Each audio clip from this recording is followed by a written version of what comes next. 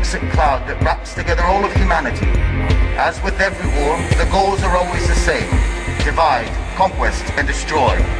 The only difference is now, the weapons are not guns or bombs or missiles. They're called spread, BCE, swap, austerity, fiscal compact, ESM, credit rating, and many more.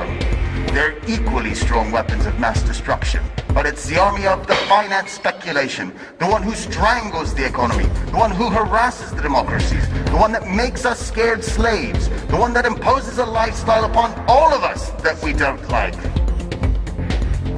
It seems we're watching the dawn of a new era, a period where discoveries in all of the different sectors of science and medicine should have allowed an easier life for us, to have defeated all the diseases and world famine. We would all have had far more free time because the machines would have worked for us, but it hasn't gone that way. The modern world obviously needs some improvement. Cancer and other epidemic diseases are responsible for deaths at an unstoppable rate. The pandemic spreads globally and increases like the incomes for the pharmaceutical industries. Hunger in the world has not been defeated. Violence keeps devastating entire world areas, and the situation of poverty is forcing entire populations to migrate. The United States are just like the old and beloved Europe, where the social differences are getting wider. Rich people are becoming more rich. The middle class is being pushed towards poverty, and the lower class spirals uncontrollably towards misery. America is still under the crisis path of subprime mortgages that definitely undermines the last bit of security in people, and instead has generated a negative domino reaction overseas.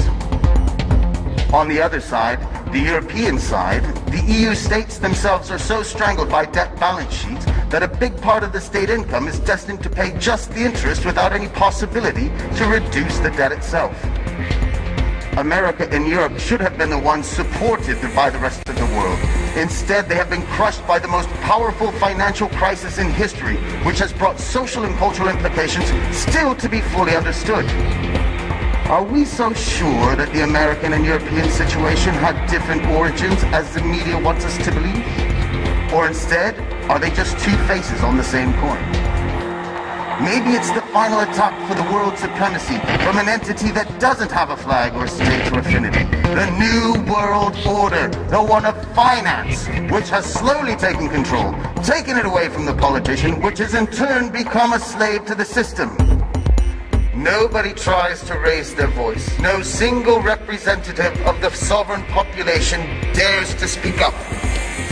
But I will.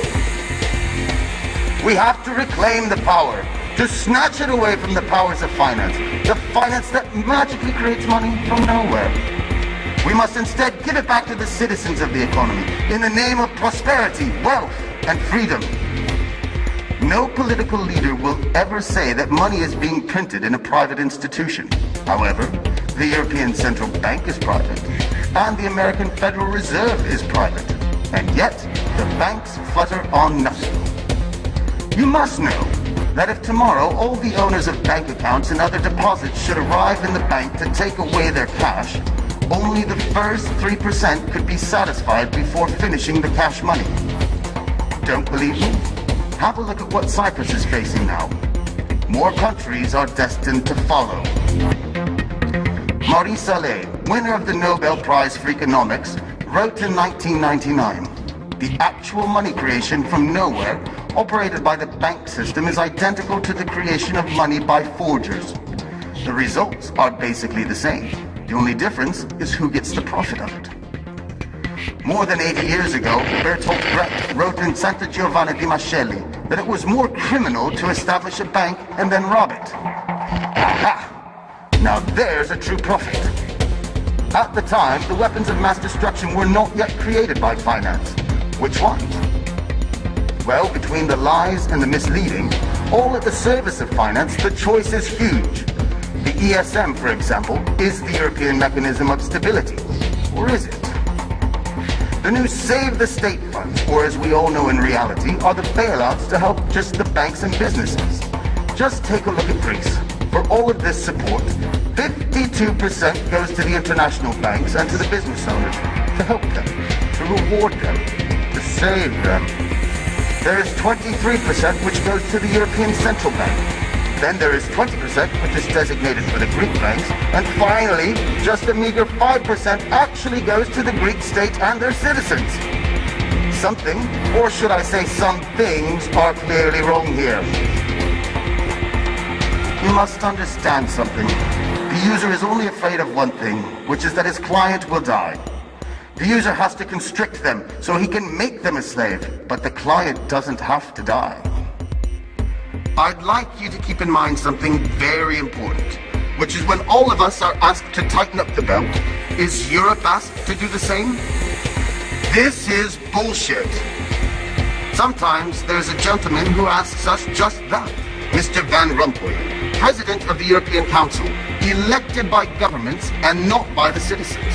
This person has been called out publicly by a British deputy in 2010 as being, quote, expert, capable, and dangerous, the silent killer of European democracy and European nations. No. He is wrong. He is just another slave of finance. A slave of the big banks, of Goldman Sachs, One for All, the big names, Bilderberg, Aspen, Trilateral, and these names, these conspirators, they all want us to believe that it's a lie. Conspiracies, as they call it, but instead it's all true. We are familiar with one of the big, powerful people in the world. 50 years ago, in 1963, President Kennedy signed the 1110 Act, where he took away the exclusivity from the Federal Reserve and gave the Treasury Department the faculty to print money. This was a big strike to overpower the Fed, which, by the way, is a private bank, and also the banking system. It was June 4th, 1963, and less than 6 months later, President Kennedy was killed. Coincidence? Obviously.